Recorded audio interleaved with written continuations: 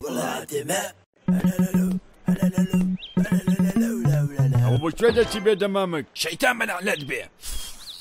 سوبحان الله ئەوە چۆن قسان دەکەی ئەتۆ چێی سەگە ئەمن سەگم سەگ سەگی پشدەر زانج دەکەم وە دەمامک لێنداوە کاکی سەگ هەتا ماڵی خەزورم دەچم دووربەر چاو جوانم دێنمەوە لە گیرفانمدا دەمامکم پێە دواییش من جاگۆ پاڵەوانم کڕۆنامڕۆنا کار لە من ناکە ڕەنگە کاری لە تۆ نەکە بەڵام دایکم فەقیری تەخت و تونەر دەکە پاڵەوان ماڵەوانش ناناسی دەخۆت مەفشە وەو دەمامک لێدا جابۆ کەڵەگای شەرتە دەدگرم تەپەت دێڵدەستێنم سەگی سەگ باب شەرتە جەنگۆت من لەم لی دەنێم لیگان بەک فرفرە هەڵدە سوودێنم دەمامک لێدا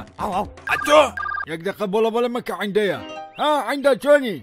گەیشتە ماڵی خەزوریت باشە بە هەمان بڵێت تا ئەو کوڕنەیە دەڕوا دەمامک لێدەن دەمامکی باش بکڕن چۆن لە خەمی وەرگدان وشتی چاک دەکرن ئەوەندەش لە فکری دمولوتاندا بن دەمامک لە ملی مەکەن لە لوت و زاری دەن دەنا دێمە بەر قمپاڵتانم دەدەم عیندا هەتا لە ماڵی خەزوتی گۆشت و برینجی چاپ خۆ سەوزی شۆرباو لە ماڵە خۆش زۆرە ئەوە دەمامکی هەموو شاری حواڵەی تۆیە بەڵێ من ڕێنمایان دەکەم لێی دەدەی یان پێت لێدەم ئەو بانجانەش بەشارە ئەو جار بووە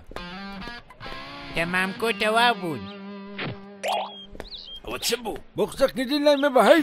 ئەو کابرا لە سەرەتا کە کڕۆنە هاتم زۆری هاتووە ئاوار دەکرد ئاگای لە خۆ بێت دوای تۆ ببێت دەنگی لە باغی زەماوەند دەکردوە بۆیە دەبێت 6 مانگان دەمامەکەوە بەسی هاوڕێیان بایق بە دەمانگدن و بەردەوام دەمامکی باش بەکاربێن تا لەو بەڵایە دوور بین